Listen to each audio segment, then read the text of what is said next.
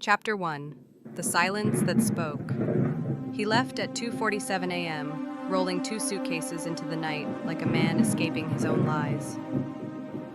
By the time I woke up, $150,000 was gone, and so was the life I built beside him. No note, no goodbye, just an empty safe and a silence too loud to ignore. Hours later, an email arrived by mistake, a wedding registry for Ethan and another woman. That's when I stopped asking why he left and started documenting how he would fall. My name is Lauren Pierce, and this is how silence became my sharpest weapon. The morning felt wrong before my eyes even opened. The room was too still, the kind of stillness that isn't peaceful but hollow. I reached across the bed and found cold sheets. Ethan's pillow was missing his charger, unplugged, the faint scent of his cologne already fading into the cotton. I sat up slowly, waiting for something to feel familiar, but the quiet stretched longer than it ever should have.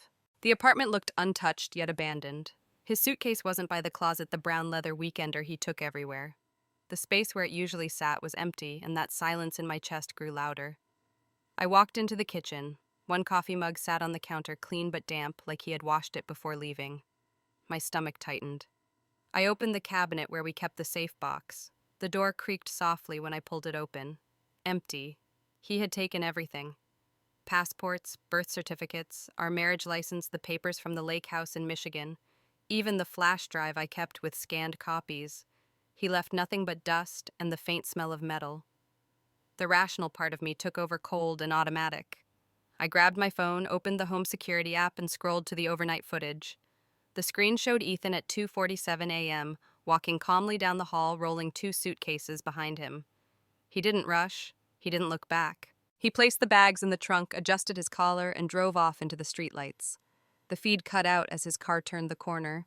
I didn't cry. I didn't even sit down. Instead, I opened the banking app. 3 withdrawals over 2 days, each just under the reporting threshold, totaling $150,000. Joint account, structured transactions. He had planned it perfectly. I stared at the screen until my reflection blurred into the numbers. When someone leaves without goodbye, it means they've been practicing the lie for a long time.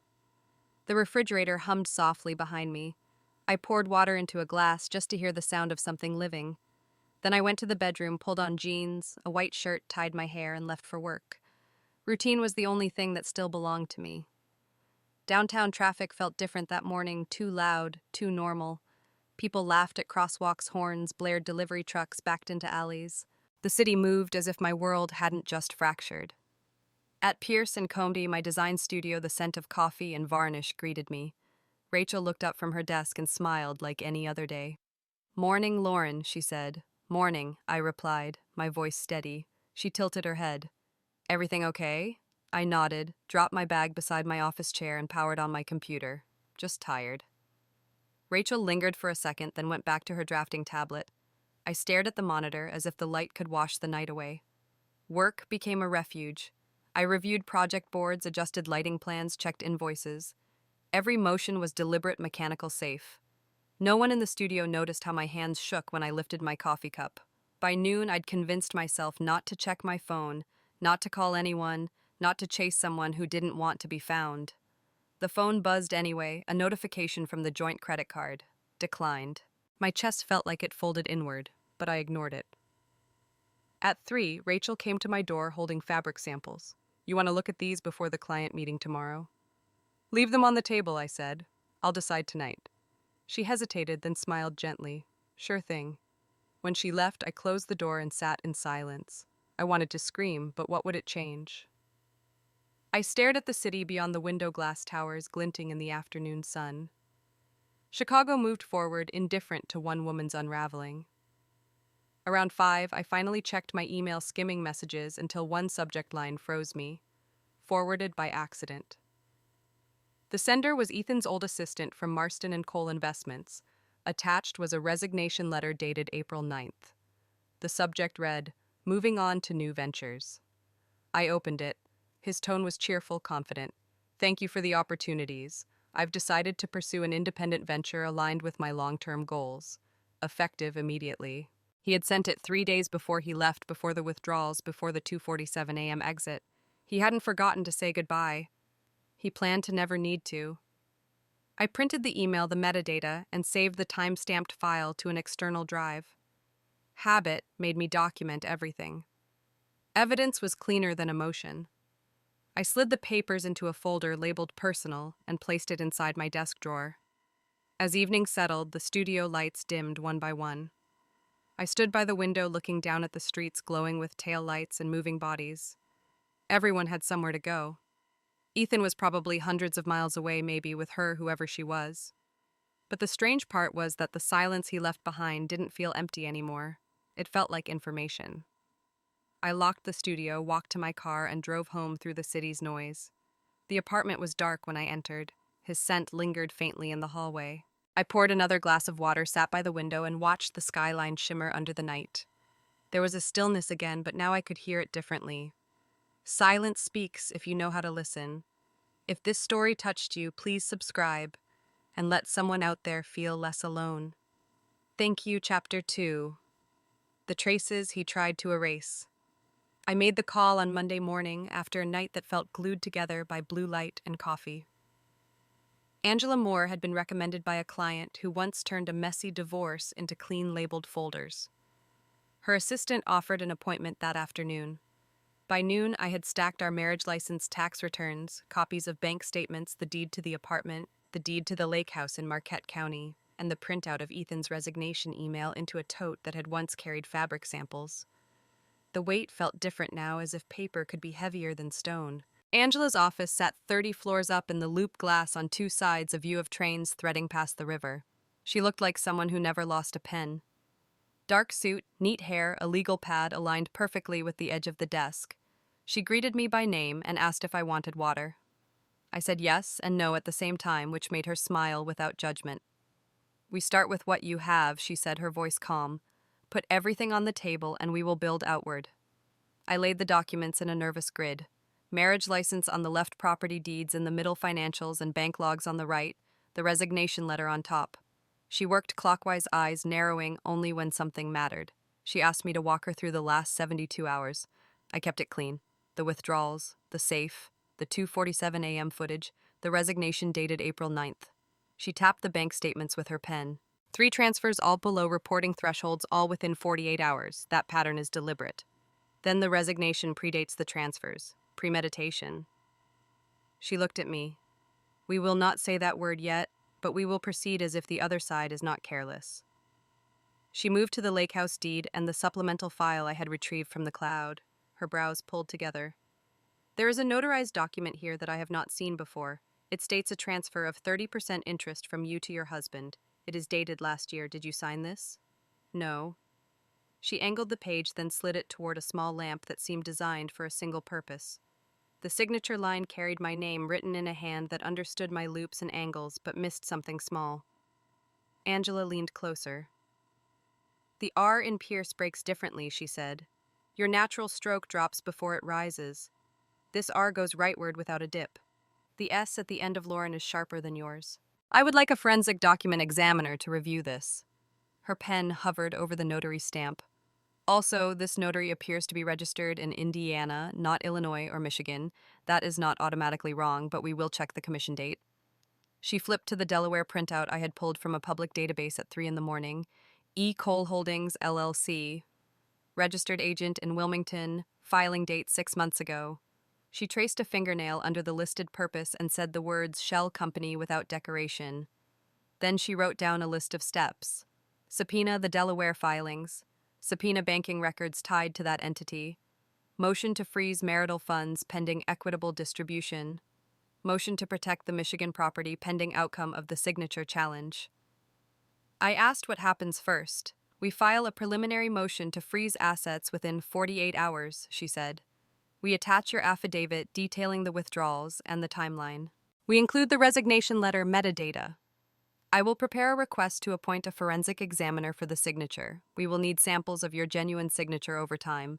Driver license renewal, closing documents, tax returns." I handed her a folder labeled signatures. Years of habit had made me a record keeper. She nodded once in a way that felt like respect. As she reviewed, she asked questions with yes or no answers. "Did Ethan ever ask you to sign blank pages? Did he have power of attorney? Did you give him permission to transfer any part of the lake house? No, no, and no. When she finished, she placed the papers back in order and slid a single page toward me. This is an affidavit template, she said. I want you to describe the events since April 12th, with times and exact amounts. Keep adjectives out. Facts are stronger without decoration, I wrote. The silence of the office helped. The scratch of my pen felt like a straight line out of a maze. When I finished, she read it, made 2 small edits, and nodded. You have done well to document this, she said. This will go quickly if we keep our footing. I will file today and request an expedited hearing. She walked me to the door and pressed a business card into my hand. If he contacts you, do not respond. Preserve everything. Forward nothing to anyone but me. The law likes clean hands. On the sidewalk, the city felt clearer, as if the lines on the buildings had sharpened. The river reflected a hard spring sun. I crossed the bridge and turned toward the studio. My phone buzzed once, a calendar reminder I had set in a life that belonged to yesterday. Client mood boards. I decided to keep the meeting, then canceled the part where I thought about whether Ethan would have come. At the studio, Rachel stood at the sample wall, pinning a neutral fabric beside a blue that reminded me of Lake Superior in late afternoon. She glanced over her shoulder with that open face she had, hopeful and cautious at once. Do you want to approve these for the penthouse living room? She asked. Spread them out, I said. Let me see them in this light. She laid them by the window, and we watched the color shift across the weave. She picked up a notepad. I also wanted to ask, she said, hesitant, I am thinking of opening a separate savings account. Not for anything big, just a personal buffer. Do you think that is smart? I looked at her hands on the pen and thought of my younger self waiting for someone to say it was fine to choose myself. Yes, I said. Choose a bank that is not connected to any joint accounts. Keep it simple. Do you want me to send you a checklist? She smiled and nodded too fast. That would be amazing. I approved 2 fabrics and asked her to order samples for a 3rd. Then I shut my office door and scanned the lake house deed, the suspicious notary stamp, and the bank statements into a new folder. I saved files with names that made sense to a future judge. Then I backed the folder up to an external drive and to a cloud service with a password only I knew.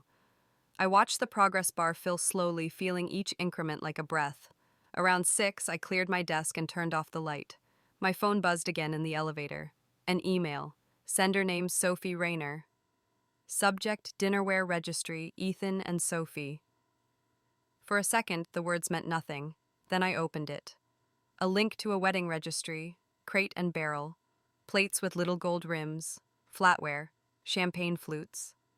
A short note from Sophie that said she hoped the stemware arrived in time for the engagement dinner, and that she loved the minimalist pattern Ethan had picked. I stood alone in the elevator with that floating music, watching the floors tick down. I read the email again to be sure. The address was mine. The send time was 6:17. There was a second message, a follow-up. So sorry. Wrong Lauren. Please disregard. My thumb hovered over reply and did not move. He did not just leave. He rehearsed a future without me. I forwarded the messages to my personal archive and saved the headers. Then I printed the emails to PDF, including the properties panel, and added them to the folder. On the drive home, Lakeshore Drive opened like a ribbon, the water on my right, a gray mirror. Marquette County felt far, not in miles, but in a clean way. That house had been our place of quiet, where the wind in the pines could drown out the city. He had turned it into an asset on a spreadsheet, something to leverage. I felt anger flare and pass like a match you blow out before it burns your fingers. At home, I microwaved leftover soup and ate it standing at the counter. I opened my laptop to the Delaware Business Registry and searched for E. Cole Holdings again. There it was, registered agent, date, file number. I took screenshots with timestamps. Then I searched the Notary Commission in Indiana. The name existed, but the commission expiration did not match the stamp on the deed.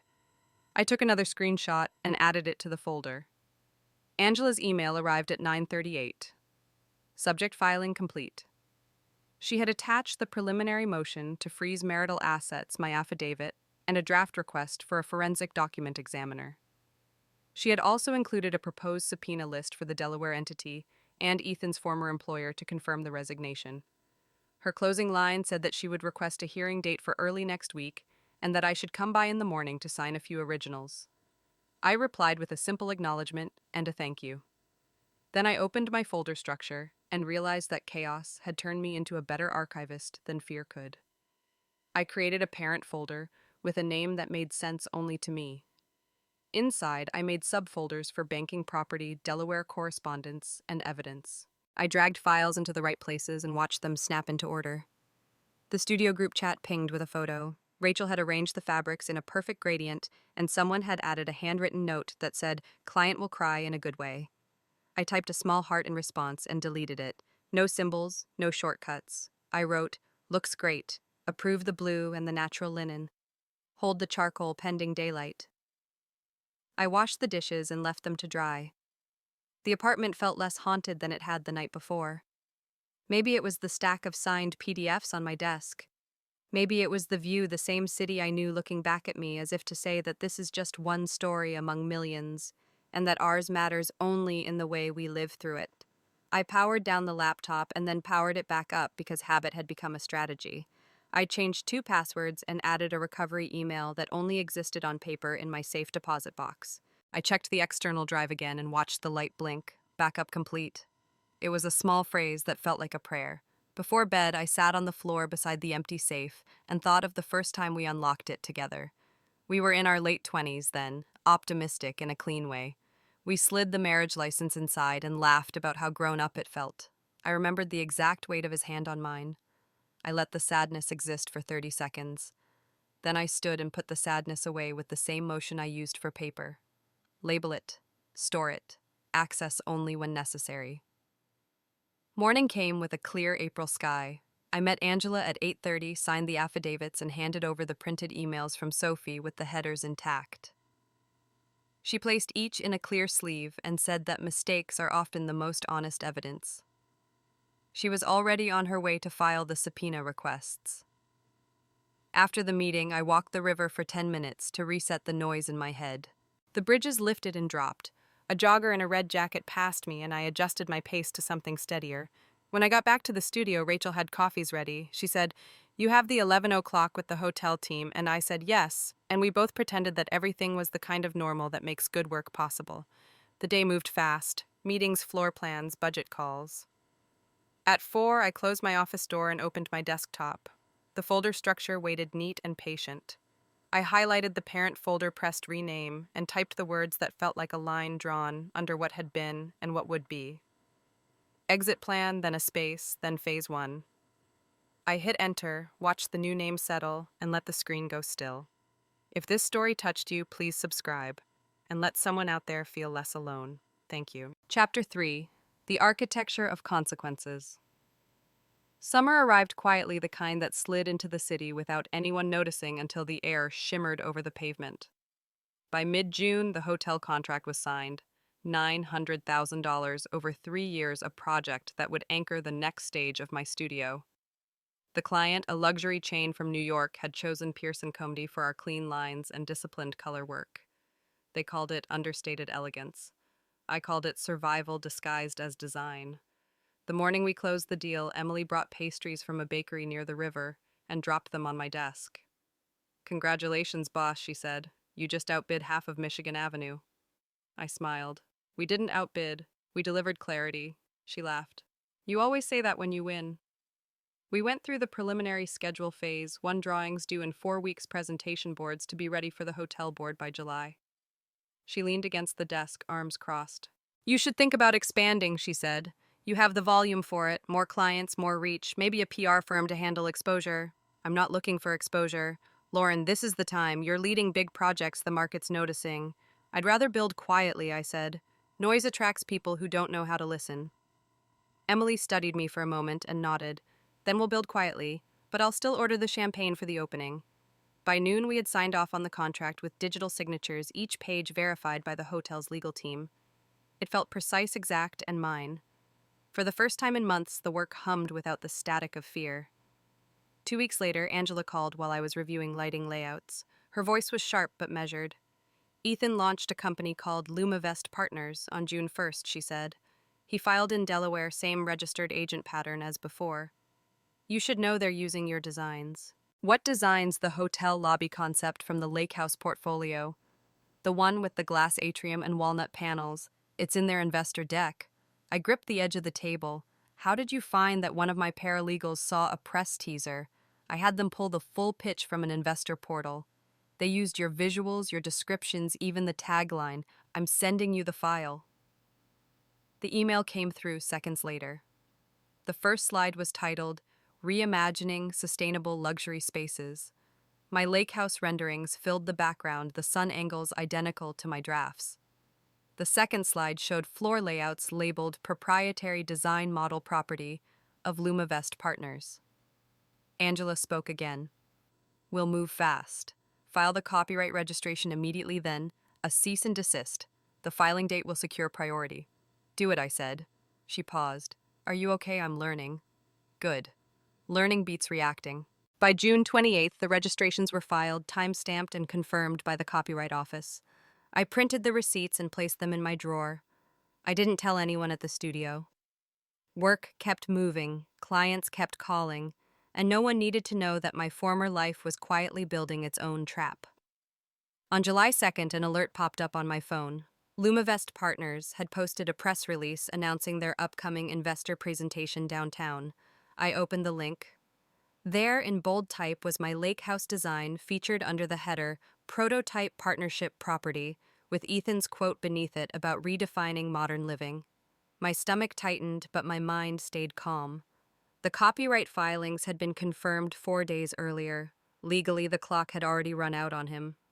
The next morning, Angela texted that the process server had the papers. The cease and desist, the copyright claim, and the preliminary injunction request were ready.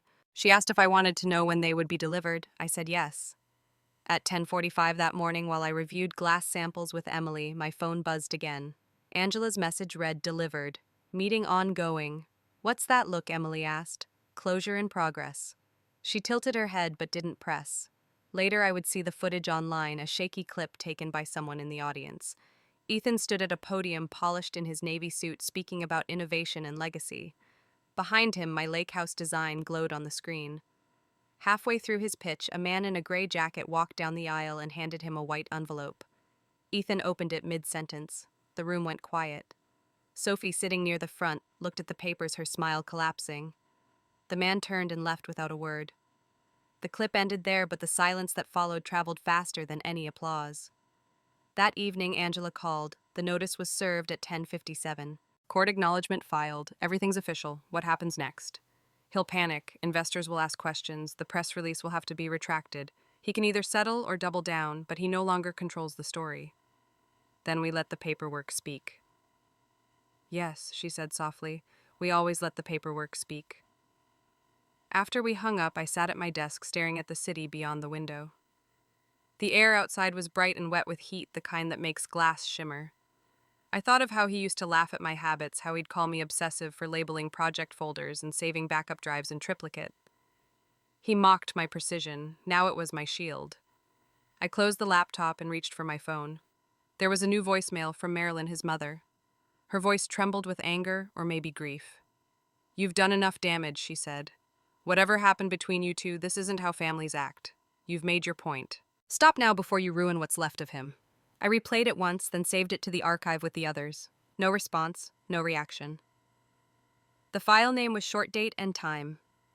The next day, word spread through the design community that Lumavest's investors had postponed funding. One of them had contacted our studio by mistake, confusing the two brands. The irony wasn't lost on me.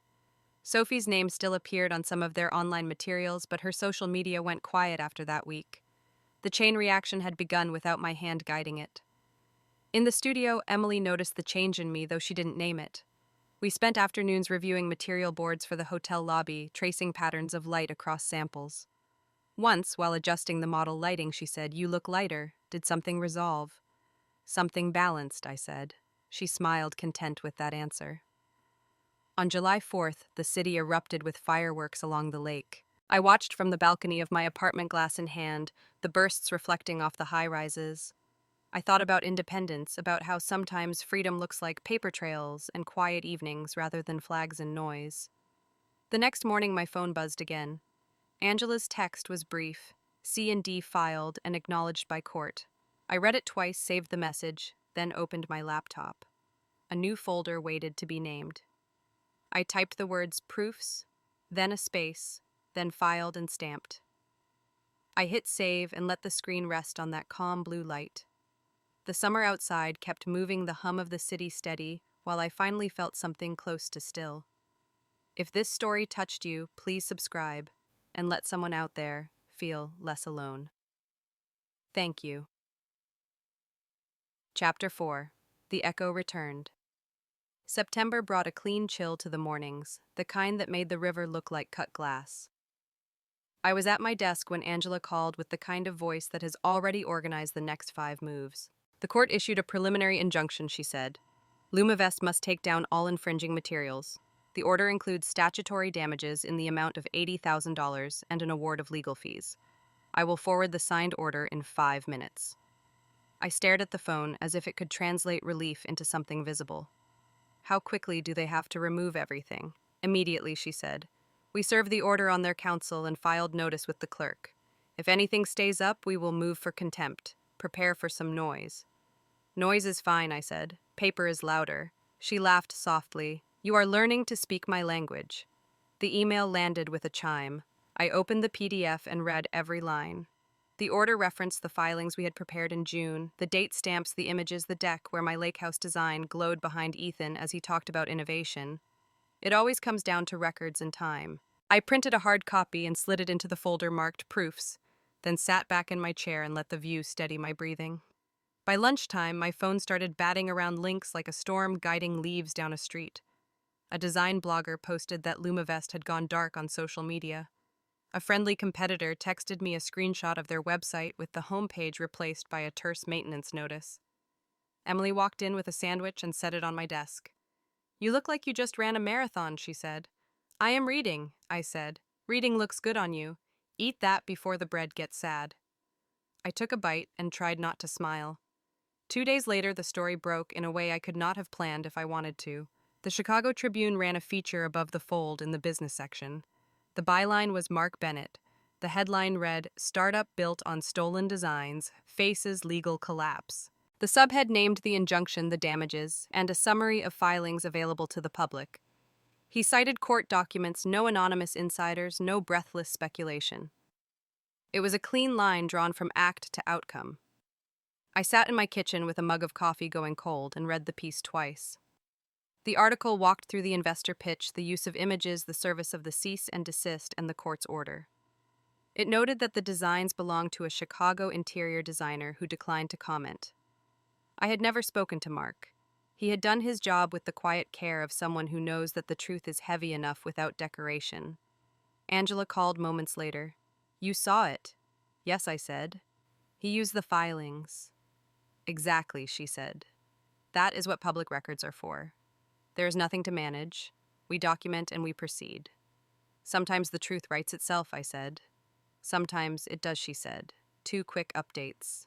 The forensic document examiner gave sworn testimony regarding the deed to the Michigan house. The signature variance is documented across multiple samples. The notary stamp discrepancy is in the report. We submitted it this morning. Also, we secured a temporary restraining order that protects the property in Marquette County from any sale or encumbrance while the case continues. I exhaled a breath I had been holding for months. Thank you. Keep everything she said. Save any emails from him. Do not engage. I promised and hung up. The email from Ethan arrived that afternoon. It was short, almost careful, like walking across a floor he knew might break. You win. Help me tell them I did not mean it. I read it once, turned the phone to airplane mode, and exported the message to PDF with headers. I dragged it into the correspondence folder and did not reply. Evidence, not conversation. Silence has more uses than people think. In the studio, the work did not stop. If anything, it sharpened. Rachel had begun to take the new interns under her wing in a way that made me proud. She paired them on site visits, showed them how to read a room without touching anything, and taught them that a material board is not decoration, but a map. One afternoon, she tapped on my door and leaned into the frame. Do you have 5 minutes to meet the new cohort? I want them to hear how you build out a lighting narrative. Yes, I said, and followed her to the conference room. They sat with notebooks and wide eyes. I spoke in the plain way I prefer. I told them design is a conversation with a space, not a monologue from the ego. I explained that budgets measure values as much as costs. I told them that sketches are promises to yourself, and that finished rooms are agreements you make with strangers. When I finished, they asked precise questions and wrote down answers like people who intend to keep their own promises. After they left, Rachel looked at me. They watch how you handle pressure, she said. It makes them brave. Pressure is a shape, I said. You can decide how it fits. The door to the studio opened late one gray afternoon in October, and Ethan walked in without an appointment. He looked smaller, his suit hanging wrong. The receptionist started to stand, but I stepped into the lobby and shook my head. He stopped a few feet away, as if a line across the floor had risen into a wall. "Lauren," he said. His voice had lost that easy confidence he liked to wear. I kept my voice steady. "You cannot be here uninvited. I needed to see you. You have counsel." "Please," he said. His hands moved like he could catch the air. "I am not the villain you think." I waited. Silence first, always. He swallowed and looked past me at the studio, at the samples, at the people who had never been his. "You destroyed me." "No," I said. "You signed my name to your lie." His jaw worked and then went slack. For a second, I saw the boy. He must have been the one who learned that paper could be bent if you pressed at the right angle. He lowered his eyes. "What am I supposed to do?" he asked. "Stop pretending you do not know." He lifted his head as if he might argue. Then he turned and walked out the door. The receptionist glanced at me, a question in her eyes. I nodded once and went back to my office. My hands did not shake. That night, Marilyn called and did not leave a message. The next morning, she came to the studio instead, a small figure tucked into a cardigan knitted too tightly for her. She stood in my doorway holding a paper bag with cookies inside. For a moment, I remembered Thanksgiving and her laughter at a joke I cannot recall. She looked down. "I am not here to argue," she said. "I need to say I am sorry." I gestured to the chair across from me. She sat carefully, her hands trembling so much the bag rustled. "I thought I was defending my son," she said. "I did not want to believe he could do what you said he did. I told myself you were angry and clever and that you were making something small look big. I was wrong. I have read the order, I have read the article, I have spoken to someone who understands these things. He used your work and he signed your name and he took what was not his." Her eyes filled and she blinked the tears back with the stubbornness that had always made me both admire and fear her. "I am sorry I called and said you had done enough damage," she whispered. "I was afraid. I thought if I said it out loud, it would make it less real." I kept my voice quiet. "Some lessons cannot be taught," I said, "only lived."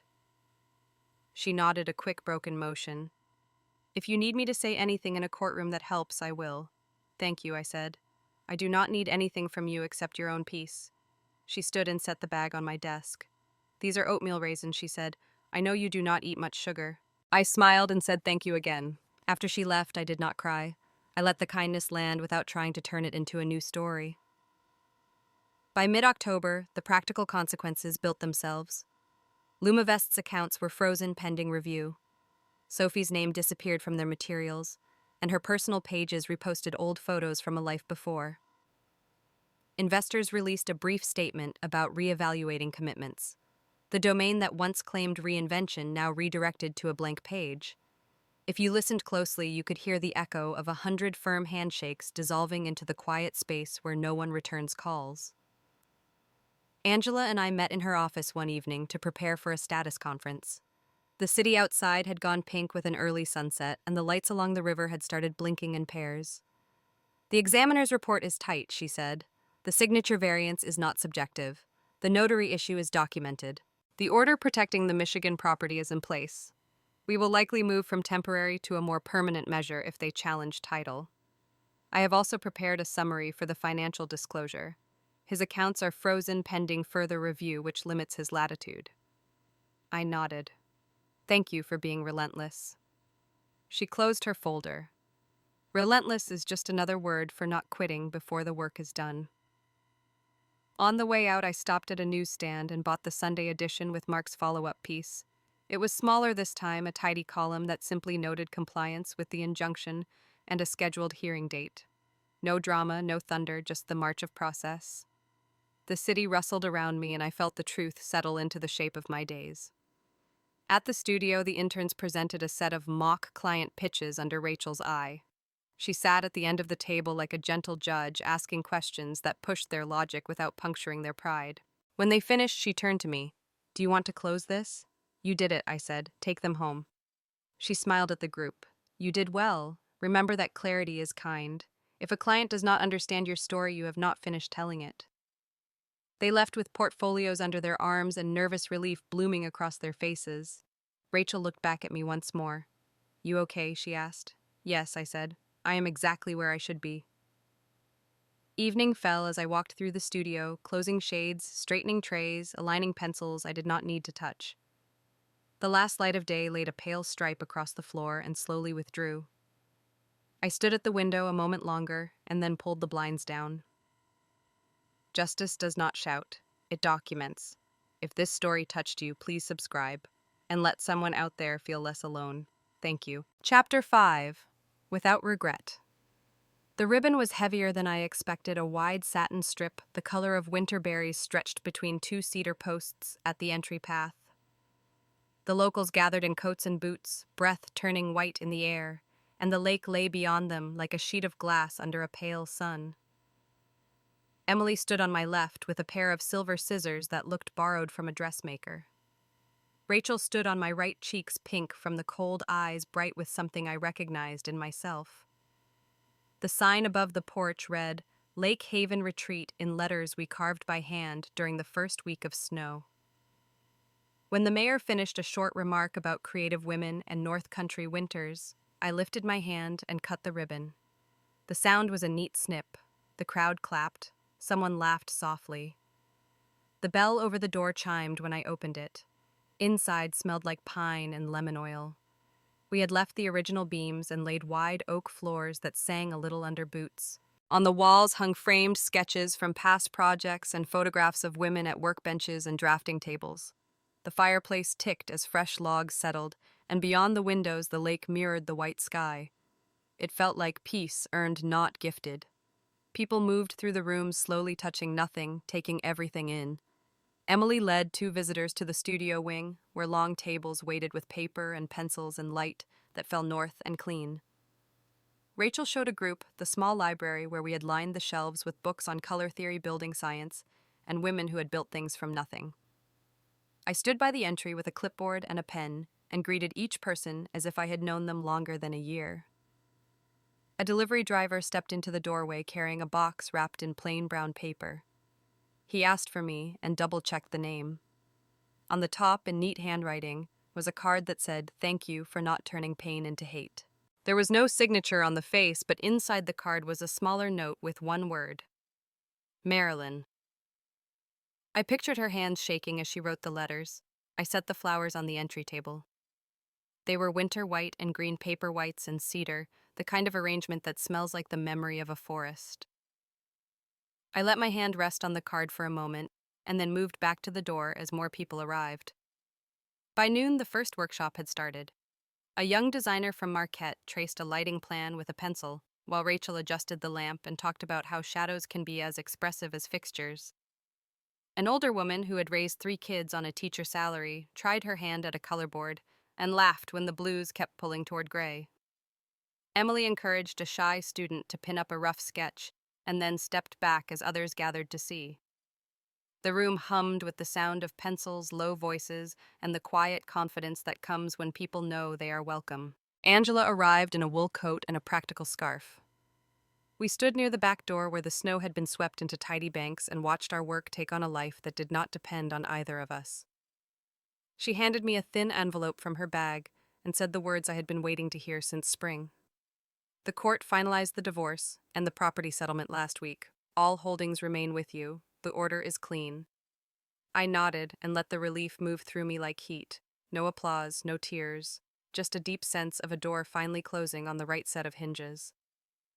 In the early afternoon, a man in a dark coat walked up the path with a small camera bag and a notebook. I recognized him from a byline and from the way he held his shoulders, like someone who knows that truth does not need volume. Mark Bennett introduced himself as if we were strangers, which we were, and asked if he could take a few photos of the opening and ask a couple of questions for a follow-up piece. I said yes and led him to the window where the light made everything look honest. He asked about the programs we planned to offer. I told him about weekend intensives on materiality and scale, about community lectures on budgeting, and contracts about mentoring for young designers who needed a place to be seen without asking permission. He asked how the last year had changed my work. I told him it had made me exact in a way that was softer, not harder, that precision can be generous because it keeps people safe. Then he paused and asked the question that had been waiting behind his eyes. Did I regret not confronting Ethan directly? I smiled and shook my head slightly. Silence was the only language he ever understood. Mark wrote it down without flourish, and then took a picture of the lake as if it were the subject. We walked back through the great room, and he thanked me with a small nod. Before he left, he said he was glad to see work turn into a place, and that sometimes place is the only argument that matters. After he was gone, I poured coffee into paper cups and handed them to the women who had just arrived from Escanaba with cold fingers and a hope to learn. The day passed in scenes that felt both new and familiar. A father from the township fixed a loose latch on the side door and refused to take money for it. Two girls in heavy boots took turns at the drafting table and argued cheerfully about which hallway deserved the skylight. A retired nurse donated a stack of architecture magazines she had saved for years and smiled like she was handing over a small treasure. The lake kept shining under the narrow sun and then turned a deeper silver as the light began to lean. Near the end of the afternoon, Emily handed me a folded sheet of paper. On it, she had written the schedule for the next 3 months, each weekend, blocked with workshops and open studios, each week peppered with small events for the community. She had built it with the same steady hand she used on site plans. I traced the grid with my finger and felt grounded by the lines. Rachel came over with a box of name tags for the mentorship program and told me she had paired each new designer with someone who would not talk over them. I told her that was a gift disguised as logistics. News moved in its own way, even that far north. I heard from Angela that a court in Indiana had listed Ethan among recent bankruptcy filers and that his case status had been updated to include a repayment plan that would not cover the shape of the hole he dug. He was living with his parents in a small house on a quiet street not far from where he had learned to run numbers he did not always respect. I did not feel triumph in that fact. I felt a calm acknowledgement that cause meets effect in its own time. As the light shifted toward evening, I stepped outside to the porch and watched the wind push a ribbon of snow across the frozen surface of the lake. The air was crisp enough to make each breath feel earned. I thought about the narrow apartment in Chicago on the morning after he left, and how the silence had sat beside me like a heavy stranger. I thought about the studio with its steady work and the sound of paper sliding into folders. I thought about courtrooms and affidavits and signatures examined under lamps. I thought about the people who stood with me when the ground felt thin. And I thought about the women in the rooms behind me, standing at tables, trusting their hands to make something visible out of an idea. The last visitors left as twilight gathered, leaving footprints that curved to the parking area and then faded into the snow. Emily and Rachel and I stood in the entry and listened to the furnace hum. We picked up paper cups and stacked them in a neat pile. We wiped the long tables and put the pencils back in their tray. The retreat felt like it belonged to the night in a gentle way, a place that would rest and be ready. Before they left, Emily pressed her gloves against the heater to warm them and told me she had booked the first summer session already. Rachel hugged me quickly and said she would be back in the morning with a box of new lamps she had found in an antiques barn. I watched their cars pull out and listened to the snow under their tires. Inside, I sat alone in the great room with the envelope from Angela on my lap. I opened it and read the order again. Final decree entered, property confirmed. The words sat on the page like anchors. I slid the papers back into the envelope and placed it on the shelf beside a photograph of a harbor at dusk. The quiet was not empty. It held what it needed to hold. I walked to the window and stood for a long time looking at the lake. A year earlier, in a city hundreds of miles south, I had learned that someone could leave without speaking and that I could answer without raising my voice. He left without goodbye. I replied without regret. The sentence had lived in me like a line of music, and now it settled into the room as if it had always belonged here. The retreat lights reflected on the ice in soft gold puddles. I turned to the switches on the wall and dimmed them room by room. The entry, the library, the studio.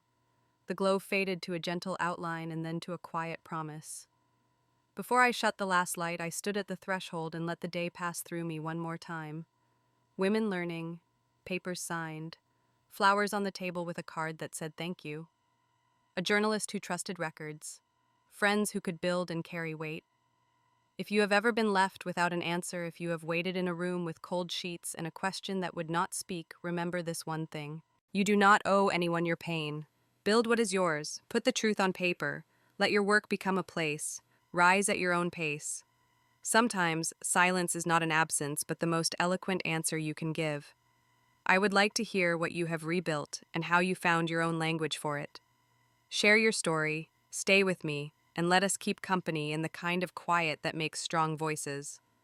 I turned off the cabin lights and stepped onto the porch. The cold touched my face in a familiar way. Across the lake, the retreat reflected itself on the ice, calm and steady proof without anger, and the night took a breath that I could finally hear.